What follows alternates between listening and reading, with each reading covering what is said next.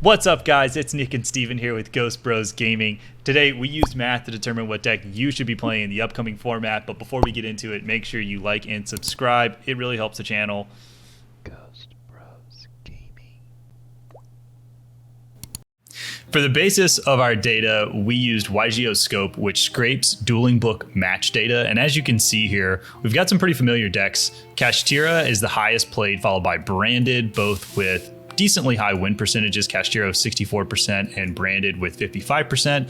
But then when we look down here, we also have a few decks that are coming back into the meta, right? Mathmech, Floanderies, and we even have a Drytron deck down here.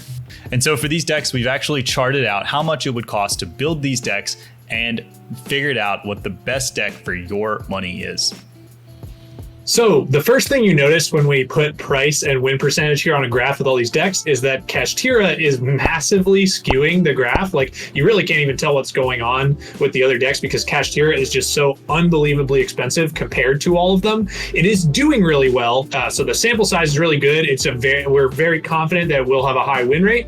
But for the purposes of the rest of the analysis, we are going to exclude Kashtira so we can actually deep dive into what's happening with the rest of the decks. Okay, so looking at the rest of these decks, sort of to orient yourself, we would say that anything that is a 50% win rate or higher is probably like a decent deck. Anything 55 and up is starting to become a good deck. There's a couple things to think about here. One is that for some of these decks that aren't getting played as much, if they start getting played more because they are winning, then people will start to side things against them more. So that would in turn decrease the win rate. So think about things like Drytron and Mathmech. These decks are doing really well right now because people aren't really playing things like Bestials, which really hurt these decks. And so you can see the price as a result is low, as well as the win rate is high. So if you look in that far right corner there at the bottom, you can get a Mathmech or a Drytron or a Floanderies deck for really, really cheap. And right now, these decks are looking like they match up really, really well with the current meta. So if you're absolutely on a budget, I would say that those three decks are our top picks. I would say that Floanderies is probably the most resilient to changes in the meta, right? So if Drytron starts winning, Mathmech starts winning, people start playing Bestials, those decks won't win as much. I would say that Floanderies, if you're looking for the safest bet, that's probably it. And then if we look sort of in this top right quadrant, you see decks that are a little bit more expensive because they're more popular, but those are also doing really well. So those would be those three: Branded, Labyrinth, and Dragon Link. All three of these decks are still not super expensive, all things considered, for the main and the extra, $400 to $500. And these decks are also doing quite well. Something that's worth noting is these decks are also getting played a lot more. So these decks, you can be more confident that they will sustain that higher win rate, even if a ton of people are playing them. And so these are going to be the decks that you see placing really high at tournaments. So when you see probably the first YCS results from this weekend, I would expect to see a lot of Branded, a lot of Labyrinth, obviously a lot of Kashtira. Then as we get into the middle, you have Heroes and Dark Worlds. These decks, I mean, they're pretty good value, I would say. They are slightly lower sample size, so we don't know exactly how these will shake out as they continue to be played more. Also, who wants to play Dark World? It's just not that fun. And then, like, looking in the middle around the 50% range, you see there's three different, like, Runic Sprite and Runic Sprite. I would say if you're going to play Runic Sprite. And then if you're going to play Sprite, play Runic Sprite. I think Runic Sprite is showing itself to be the best build of the three and doesn't really cost anything too much more than a Runic build, and it costs a little bit less actually than a pure Sprite build. Sword Soul, Old Steady right there at 50%. This deck's pretty cheap right now, and it's still, you know, you're not going to dominate the meta, but it still is a pretty good contender. It can play around Nib really easily. I think Nib will be back in this format. So those are, I would say, all of the picks. Everything else, while it is cheap, is probably not going to win that much. I think right now, especially things like Punk are pretty overpriced compared to the results they're getting right now, which kind of makes sense. As well as like Sky Strikers, Dinos are in the same category where, yeah, they're cheap, but they're kind of getting wrecked in the current meta. So, that could change, but that's where I would see those decks landing out right now.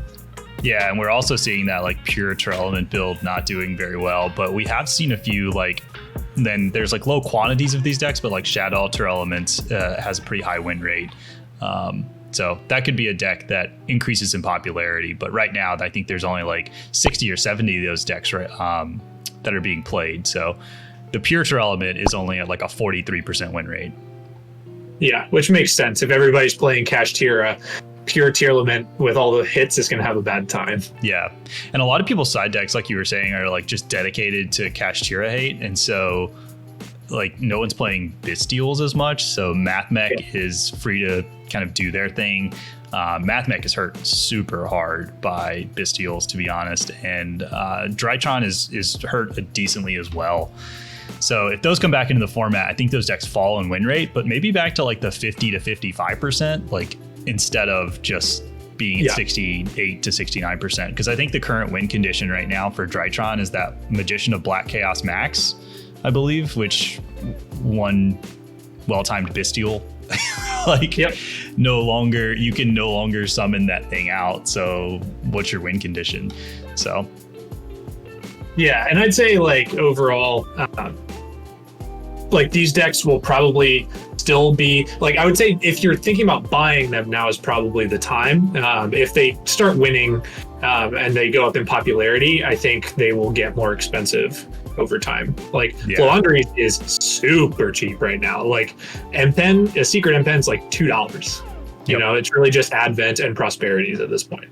Yep. And I mean, branded is also a lot cheaper than it would look, I feel. I mean, like, 3 times Lubellion right now is going to run you like 180, but the rest of the core can be picked up as like commons for like another like 50, 70. And if you already have staples, which I think is what's really pulling the price of this deck up right now, if you already have the staples, then, you know, it's not that expensive of a deck. So I think honestly, the surprise of this for me is how bad Sprite is doing, like a pure Sprite. Like Runic Sprite is doing well, but Sprite itself is just not.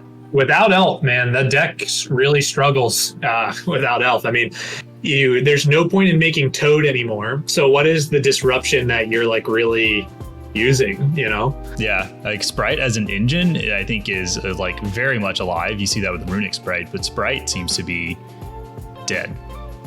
Yeah, I would say so based on this. Tearlament and Sprite are confirmed dead. Like, Tearlaments could be splashed. It's the same thing with Tearlaments as Sprite, right? The engine could be splashed into something, but as a pure deck, it's looking pretty dead right now. Ugh. RIP Nick's Tearlament investment. All right, well, that's all we have for y'all today. Let us know in the comments if you have any opinions on any of this. We always love to talk to people in the comments. And as always, please like and subscribe. Please, we're begging you. Please subscribe. Please. We're desperate. We need it.